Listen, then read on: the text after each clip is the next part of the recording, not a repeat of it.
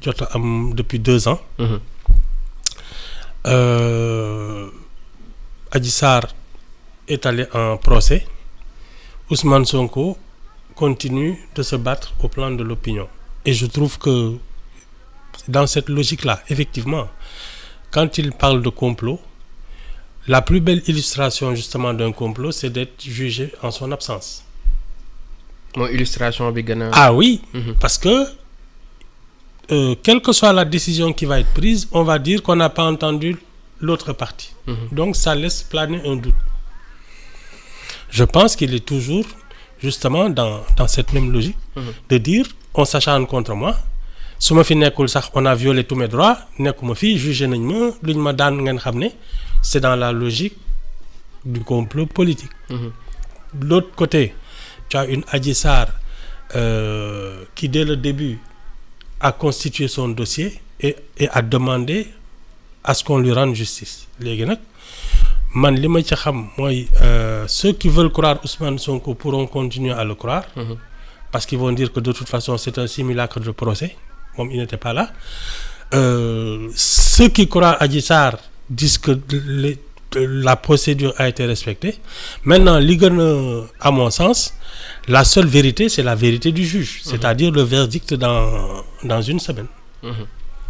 Loolu daal la ñuy déglu. muy noonu parce que dañ ko mettre en délibéré le 20 pardon le 1er juin le 1er juin bi ñu dëgmal ñu gis également démb ci procès bi yu ci bëri yëngatu ci nañ ko commencé ci début bi gis nañu bi ñu dikkee ñoom avocat yu Ousmane Sonko liñ doon sàkku mooy ñu renvoyer waat audience bi parce que déjà nee nañu dossier bi dafa bëri amuñu woon temps trop ngir lire ko mais également ñi nga xamante ni ñëw nañ di leen ci jàppale et tout Ousmane Sonko bi nga xamante ni ñëwul ci vendredi bi waxoon na ni bu ñu ko joxee ay garantie pour assurer sa sécurité personnelle moom dina ñëw mais finalement gisuñu ko ci tribunal bi ba même avocat mi dañ mujjee budde ci procès bi nu muy demee donc dañ ko àtte sans Ousmane Sonko mais également sans ses avocats. Mais c'est normal, enfin man la bouderie des avocats moi ça me fait un peu rire parce que de toute façon. Ah bon? Ah oui, non, ils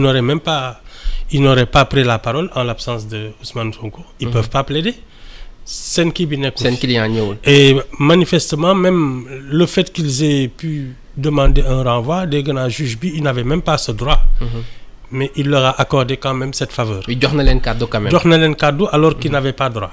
Mais lii dëgg mooy su Ousmane Sonko ñëwul ci kii bi et que les gens décident de juger par contumace ces avocats n'ont pas le droit de plaider. L'autre affaire mooy li ma lay wax rek ça fait 2 ans que cette affaire-là existe. Le dossier a été constitué. Si ils avaient parce que tam c'est un dossier avec une enquête ak yëpp. Il y a eu des confrontations, il y a eu tout. Ils auraient pu le consulter depuis longtemps. Donc man wax yooyu man li ma gën a gëm. C'est que la logique d'Ousmane Sonko a été respectée du début à la fin. La logique de Ousmane Sonko. Waaw. Et moo nekk il est allé dans le terrain de l'opinion, de la bataille d'opinion. Or soo bëggee ñu ne effectivement c'est un complot, c'est que tu te fais juger en ton absence et tu te victimises. Parce que su ñëwoon taxaw d'abord il dit qu'il est en pleine désobéissance civile. Mais su ñëwoon taxaw il y aurait plus de doute, soit il est innocent soit il est coupable parce que on a eu les deux versions. Mais ni quel que soit le verdict il y aura un doute parce qu'on a dit on dira on n'a pas écouté l'accusé. Donc day jeter discrédit ci li nga xamante ni moom moo am. C'est ça. Alors mais logique pour logique également dafa mel ni Adji Sarr ak ñu mu àndal ñoom itam dañu respecter logique bi ñu jëloon depuis le début. Ah oui, non, c'est un combat judiciaire c'est et ça. que ça gagne devant les tribunaux. C'est ça. Donc ñi bëgg a gëm Ousmane Sonko ils vont aller dans cette direction mais ñi bëgg a gëm Adji Sarr elle a été logique et constante du début à la fin. Donc voilà. Maintenant le reste c'est une question d'opinion. Ku ci nekk tu as ton opinion dans cette affaire. Soit tu connais bien le dossier soit tu connais pas et que tu te juges à ton intuition ne kii kat ni muy defee laa jàpp ne muy dëgg et ça tu te fais ton opinion mais la seule vérité c'est la vérité du juge parce que lui il connaît le dossier il le connaît mieux que personne, il va le consulter, il prend 10 jours pour une semaine pour réfléchir, je pense qu'on peut lui faire confiance. liñ ci jot a dégg nag li nga xamante ni Adji Sarr wax na ko démb film bi am na ci yoo xamante ni moom mënuñu ko wax. yoo xanaa man waaw d'accord yow daaree ko yow mën nga ko wax. non sama yoon nekku ci en fait. c'est juste que. mais stratégie bi tey bu ñu xoolee Adji Sarr bi nga xamante ni moom moo génnoon depuis le début doon ko woowee tonton. ñu toogaat ba mu yàgg mu génn gën a jëmmal boppam di wax Ousmane.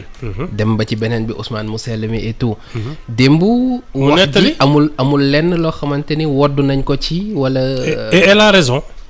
oui elle a raison parce que mooy li ma la wax su doon moom bataille d'opinion lay jéem a mener. effectivement day wodd wax ji mais là elle est dans le droit. ah d'accord bu doon bataille d'opinion la doon. day rafetal wax ji. ci naka. bañ choqué nit ñi wane ne moom vraiment dañ ko forcer mais rus naa wax lii parce que man dama yiw non elle est dans le droit elle est dans l'administration de preuve day wax ji. elle a raison. réussir na pari bi.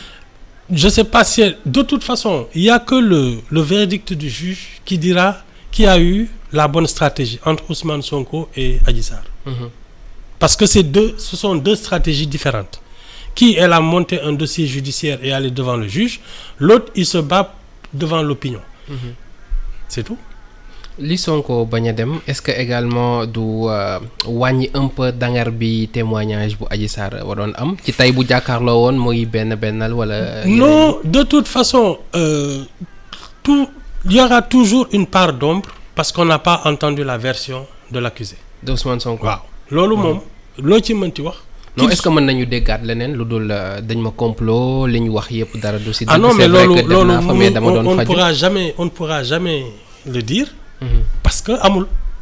c'est-à-dire su ñëwoon taxaw. oui janook Adji Sarr.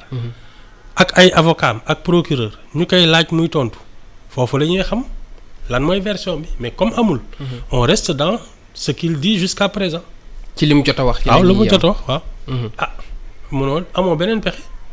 mais ça va jeter un doute sur justement toute décision après parce que ñi bëgg a continuer gëm li mu wax dañ koy continuer gëm ñi ko gëmul tam duñ ko gëm.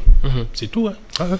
témoignage yu docteur bi Alfousseyni également nan nga ko gisee bu ñu gisee sorties yi nga xamante ni jaaroon na fi lim fi waxoon démb également mu mel ni am na lu ci soppeeku. ba mu xaw a sax jur ay jeexi jaaxa ci ñenn ñi également.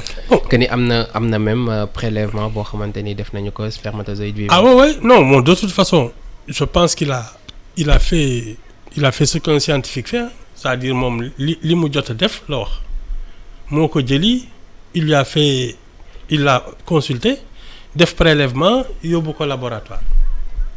et qu'il y avait des substances des sécrétions xamul lu mu doon parce que tant que analyser wuñ ko mais bi résultat wu kii bi ñëwee ci lay doog a xam ban kii la non je pense que amul werante problème bi kay moo doon que amul substance amul sécrétion amul lu ñu yónnee laboratoire mais comme loolu am na c'est qu'il a fait son travail maintenant on peut pas lui demander ce qui s'est passé te fekkewu ko moom li mu gis ak li mu dund lu mu def moom la mën a nettali.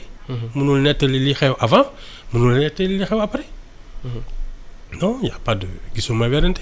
moom scientifique bi moo. ah oui mais loolu ko fi indi démarche scientifique bi on ne peut pas lui demander je sais pas ay sentiment wala ay loo foog ak loo non. lan moo xew ne mu ne man maa ko jëli